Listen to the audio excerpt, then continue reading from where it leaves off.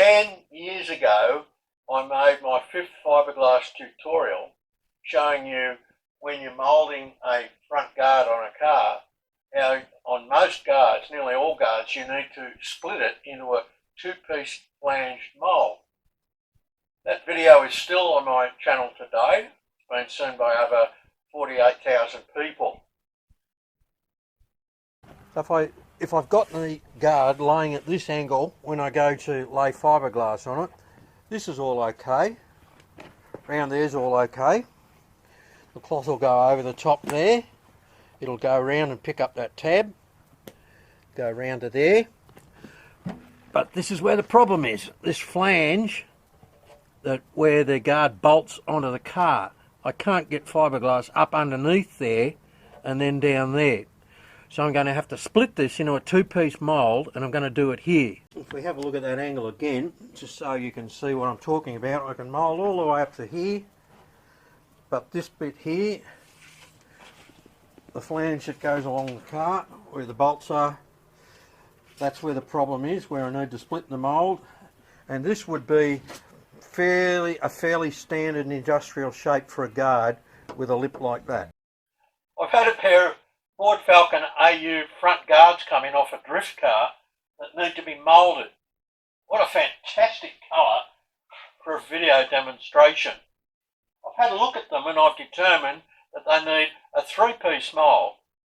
So I've decided to update my 10-year-old video.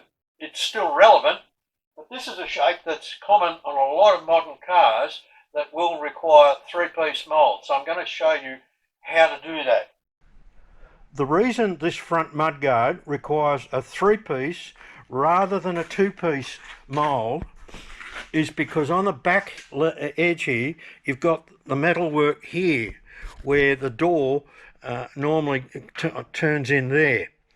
On a race car, you could just trim the mould there and not have this piece. But you've got a couple of mounting points here. You've got one at the top there, and you've got another one down the bottom there. And I'd have to make extra moulding pieces there. So, you know, you'd have the 3rd piece there and your 4th piece there. So that's silly. So I'm going to mould the whole thing, and so my mould will have all of this tin work here.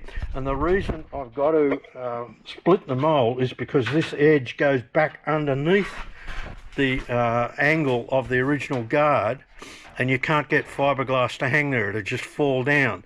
So the guard will have to be positioned vertically on its nose so that that is horizontal, and then I'll be able to mould that, and you'll see me do that shortly. I've cut out a couple of pieces of tin to the shape I need to make the joining flanges on the rear trailing edge of these Falcon front mudguards. I could have tried gluing them, but as these are sacrificial guards for moulding, I've just screwed them in place. The advantage of using the tech screws is that it's pulled the tin in to the shape of the car where it changes shape here. It's got a little bit of body styling there, and that's pulled the tin right in place. And the screws don't really matter because after I've moulded the end, I'll take this off and fill the holes in with bog and smooth them over, just like the client's already done here with this trafficator hole. So they don't really matter. You can see how this tin has formed the flange there.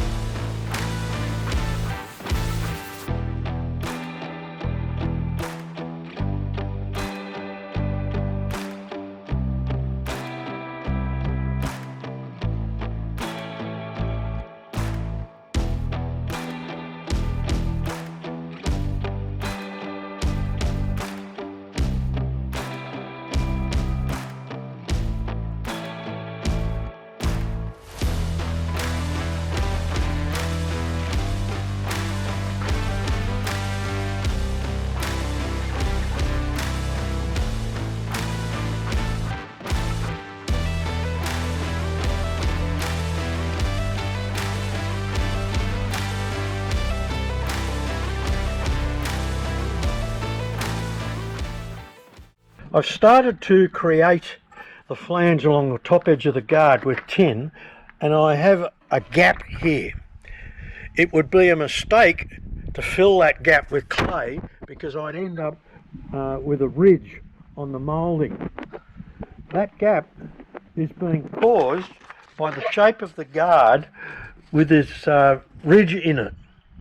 So I've got to put a packer piece in there to get rid of that.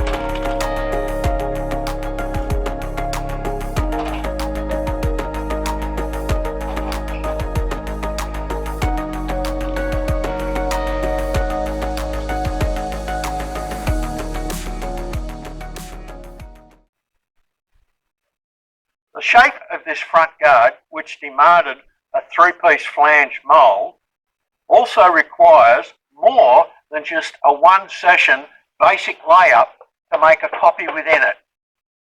Apply your release wax and PVA release to the 3 parts, then bolt them together and apply gel coat to the fully assembled 3-piece mould.